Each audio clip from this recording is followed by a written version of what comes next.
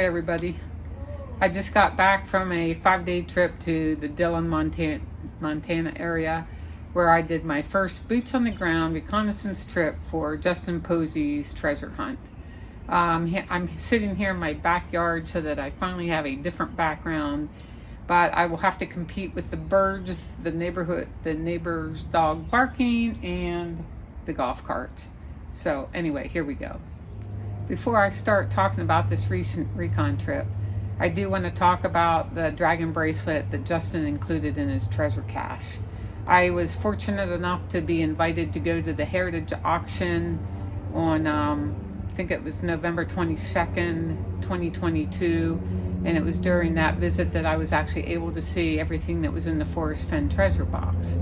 Out of all the things that were in Fen's treasure, my favorite was the dragon coat bracelet that Eric Sloan, I believe, sold to Forrest. And this is my incentive for finding Justin's chest. Why Dillon and the Big Hole River area? For me, in Justin's book, Beyond the Map's Edge, he mentions Dillon 9 times in 5 stories. And the most lovingly one is about his grandpa in the story titled The Fitzwaters.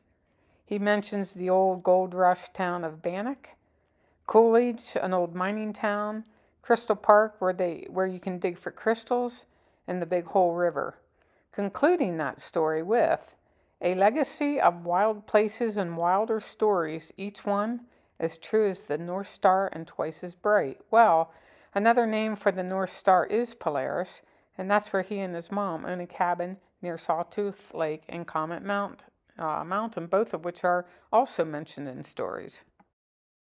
The first time I drove around the Grand Loop, starting in Dillon, which is 120 to 150 miles around depending on your route, I drove clockwise, headed to Big Hole Pass because the Forest Service rangers told me about a recent sighting of grizzly bear paw prints there. I even got out and looked for myself, but I don't think I actually saw them. Next up on the Loop Drive was the stop with the signs talking about the land of 10,000 haystacks. Why? Because in the recent Netflix documentary, Justin changed the traditional phrase needle in a haystack to needle in a football field. I believe he was referencing Jack Stoof's quote, and Jack was the finder of Fen's chest, which Justin bought, after all, where Jack referred to his grid search at 9 Mile Hole as smaller than a football field. So in my opinion, is Justin referencing Jack's football field to the Big Hole Basin Valley of 10,000 haystacks? From there, I continued along the Big Hole Valley and soon entered the tiny town of Wisdom.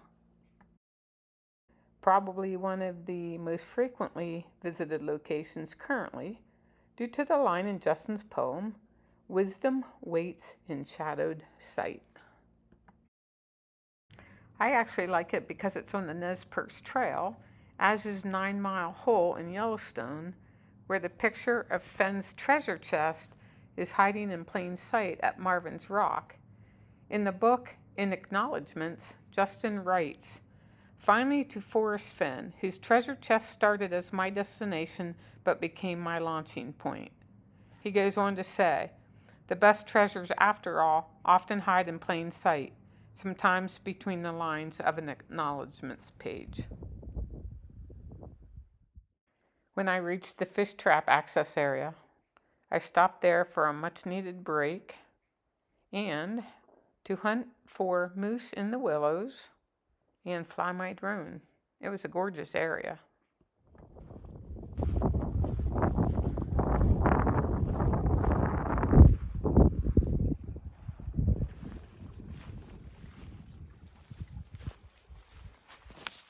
Okay guys, I'm looking for moose scat and I see some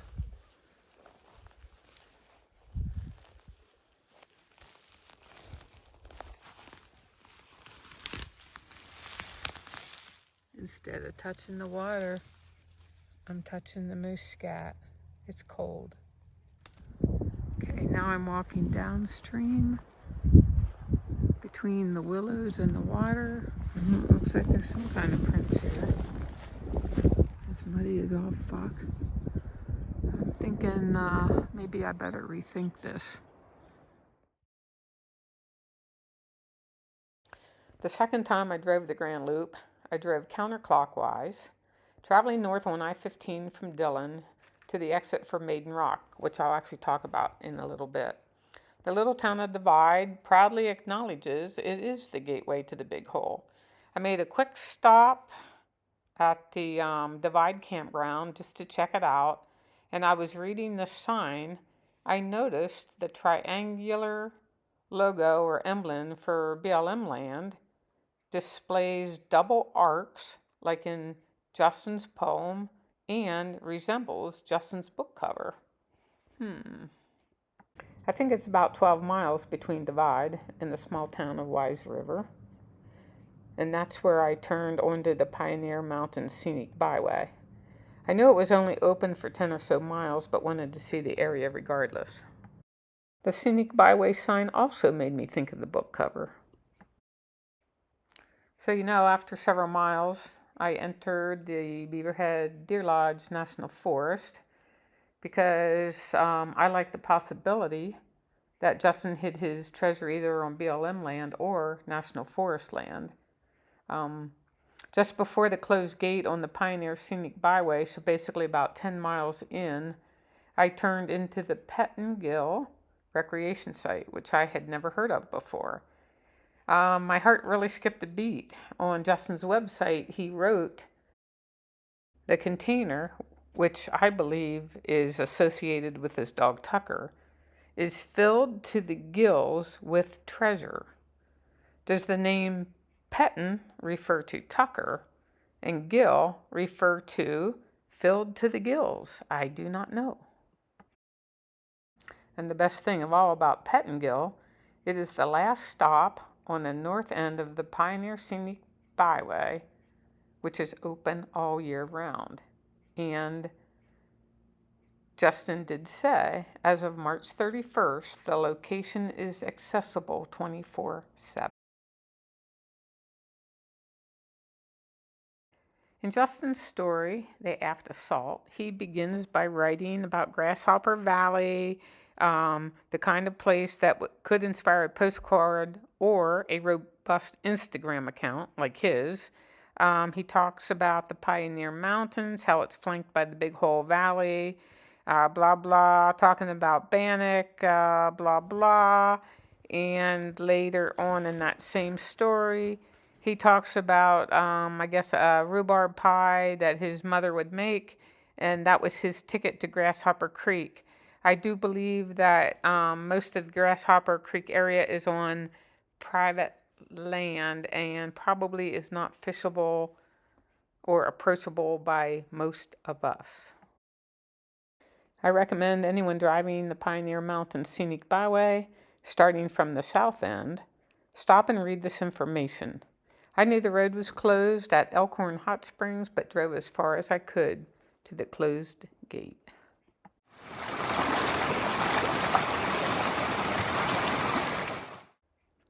Later, I did take a tour through Polaris on the way to the Sawtooth Trailhead. Unfortunately, Mob Barnes was still closed for the season, but opens in May. I turned at the sign pointing the way to the forest boundary in the Sawtooth Trailhead. Despite hearing the trail itself was snow-covered, I still wanted to take the drive 3 miles into the National Forest boundary. And last but not least, I want to talk about Maiden Rock, another fishing recreation area on the Big Hole River. This was probably the most popular area being searched when I was there. Why? Because of Justin's poem. The third stanza says, in Ursa East his realm awaits, his bride stands guard at ancient gates. Her foot of 3 at 20 degree, return her face to find the place. Another reason Maiden Rock is popular is because of Netflix, and Justin's saying there are hints to his stories in his scenes. The railroad lock that appears and disappears throughout is the most popular one. Is it a clue to his parents working for the railroad? Or is there a railroad track or crossing in the correct search area? After crossing the bridge, a dirt road goes to the right and follows the river past camping areas and goes to what looks like a very popular boat ramp based on the boat trailer parking spaces. I do believe the land for public use in this area is BLM land, though, which is a good thing to me.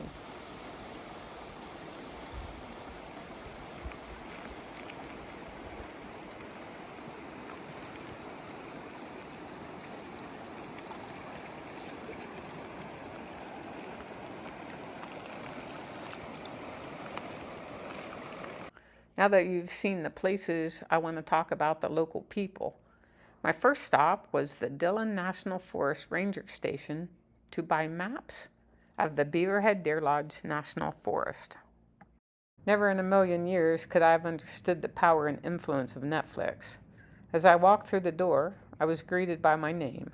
Christy behind the desk got me the maps, and then she, Michael, and Jay, who is not in the picture, tried to analyze the location of the picture on Justin's desk monitor. They said they wanted to help me find Justin's treasure.